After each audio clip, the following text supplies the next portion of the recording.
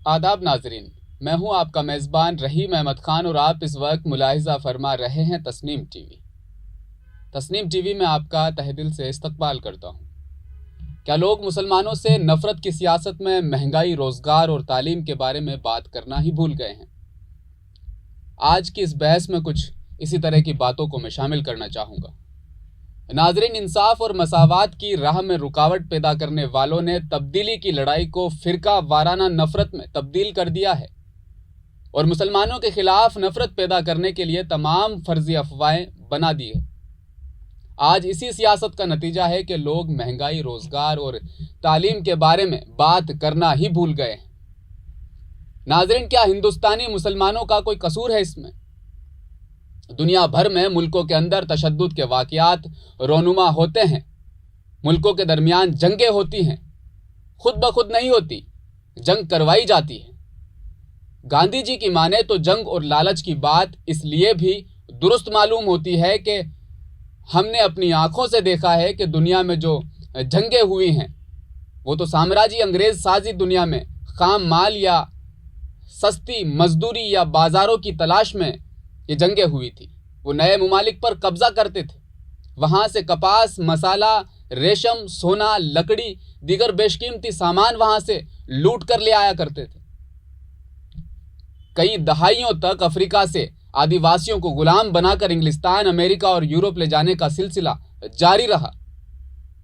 ان ملکوں کے تاجروں نے اپنے ملکوں کی فوج کا استعمال دوسرے ممالک کے خلاف اس لوٹ پاٹ کو کامیاب بنانے کے لیے کیا تھا۔ ہندوستان بھی 250 سال تک اس لوٹ مار اور غلامی کا شکار بنا رہا۔ اسی سامراجی لوٹ سے پہلی جنگ عظیم کا ظہور بھی ہوا تھا ناظرین، اور پہلی جنگ عظیم کے پیٹ سے ہٹلر پیدا ہوا تھا۔ ہندوستان کو اپنا غلام بنائے رکھنے اور اپنی سلطنت کے خلاف بغاوت کو کمزور کرنے کے لیے انگریزوں نے ہندوستان کے ہندوؤں اور مسلمانوں کو آپس میں بانٹ کر رکھنے کی چال بازی کی، جسے ہم ڈیوائیڈ اینڈ رول کے نام سے بھی جانتے ہیں۔ اس لیے انگریزوں نے ہندوؤں کو مسلمانوں کے خلاف اکسانے کی خوبصورت چالیں چلی۔ ایک تو انگریز یورپ میں مسلمانوں کے خلاف جنگ لڑ چکے ہی تھے، اس لیے وہ مسلمانوں کے خلاف تعصبات سے بھرے ہوئے تھے۔ دوسرا، ہندوستان میں مراٹھوں، سکھوں اور راجپوت بادشاہوں کو اپنے ساتھ ملانے کے لیے بھی انگریزوں نے مسلمانوں کو دور رکھنے کی پالیسی بنا لی تھی۔ ہندوؤں اور مسلمانوں کے درمیان نفرت بڑھانے کے لیے فرضی تاریخ لکھنا شروع کر دی تھی۔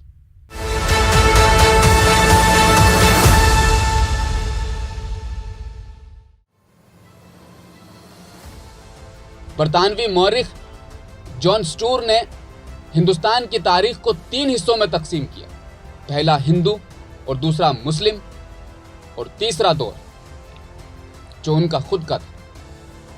اس موقع پر ناظرین یہ ضرور بتانا چاہوں گا، حکمران بھلے ہی مسلمان تھے لیکن ہندوستان میں کبھی اسلامی حکومت رائج نہیں ہوئی، کبھی شریعت نافذ نہیں ہوئی، نہ ہی اسلام کی شریعت کے بنیاد پر ذات پات کا نظام اور مساوات کی تلاش میں اسلام نے پناہ لی۔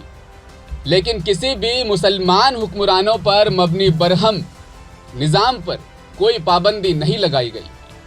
مسلمان بادشاہوں نے ہندوستان میں شہروں اور دیہاتوں کے نام بدلنے کی کوئی ظالمانہ مہم بھی یہاں تک نہیں چلائی، اور جگہوں پر آج بھی وہی نام قائم ہے، اور دوسرے ہندوؤں کی آبادی اتنی ہی بنی رہی جتنی کہ تھی۔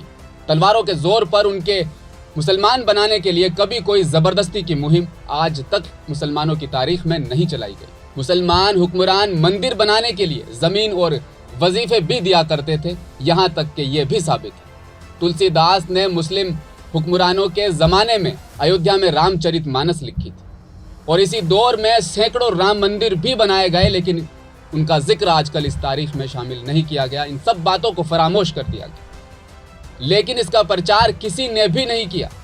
ایک اور بات ناظرین ضرور شامل کرنا چاہوں گا، مغلیہ دور میں ہی بھکتی پروان چڑھی تھی، اور کرشن کے پریم لیلاؤں کی شاعری اسی دور میں لکھی گئی تھی۔ رس خان اور ملک محمد جائسی جیسے مسلمان شری کرشن کے بھگت بھی اسی دور میں نازل ہوئے، لیکن انگریزوں نے جھوٹی تاریخ لکھی، مغل حکمرانوں کو ہندوؤں پر ظلم کرنے والا دکھایا گیا۔ ناظرین، غدر 1857 میں مسلمانوں نے انگریزوں کے خلاف بڑی تعداد میں شرکت کی تھی۔ جن سے انگریزوں نے ہندوؤں کو مسلمانوں سے الگ کرنے کی پالیسی اسی وقت بنا لی تھی اور اس پر کام کرنا شروع کر دیا تھا۔ ہندو مہاسبھا اور RSS کا قیام انگریزوں کی حوصلہ افزائی کی وجہ سے ہوا تھا۔ انگریزوں نے ہی ہندوستان اور پاکستان دونوں ملکوں کو تقسیم کرنے کی یہ چال چلی۔ انگریزوں کے جانے کے بعد ہندوستان کے کئی حکمران انہیں روایتی حکمران طبقوں کے ہاتھوں میں رہی جو اپنی ذات میں خود ہمیشہ سے مالدار تھے۔ ناظرین، ہم نے ان تمام افواہوں کی اچھی طرح سے چھان بین کی اور ہم نے ہمیشہ انہیں غلط ہی پایا۔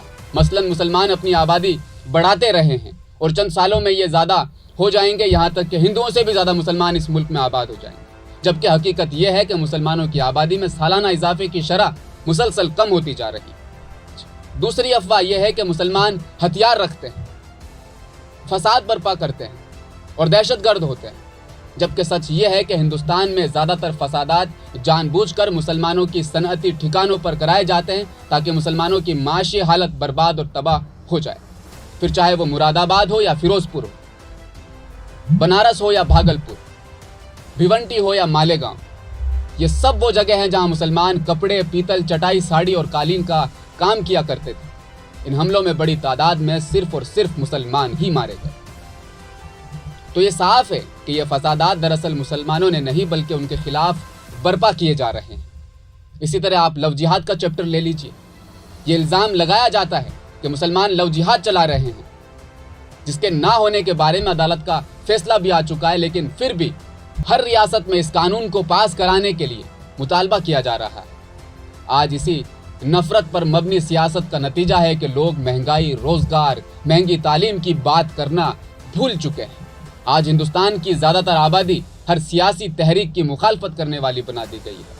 حکومت اب خواتین، مزدور، کسان، طالب علم، عام آدمی، آدیواسیوں کے بارے میں بات نہیں کرتی، بلکہ یہ کام ہندوستان کی ایک تیار کی ہوئی مسلم مخالفت آبادی کرتی ہے۔ فرقہ پرستی کے جھوٹے پروپیگنڈا سے پیدا ہونے والی ایک آبادی اپنے حق کو ختم کرنے پر آمادہ ہے، لیکن اپنے ہم وطن، اپنے مسلم بھائیوں کے انسانی حقوق چھیننے کی حمایت کے لیے وہ ہر وقت تیار ہے۔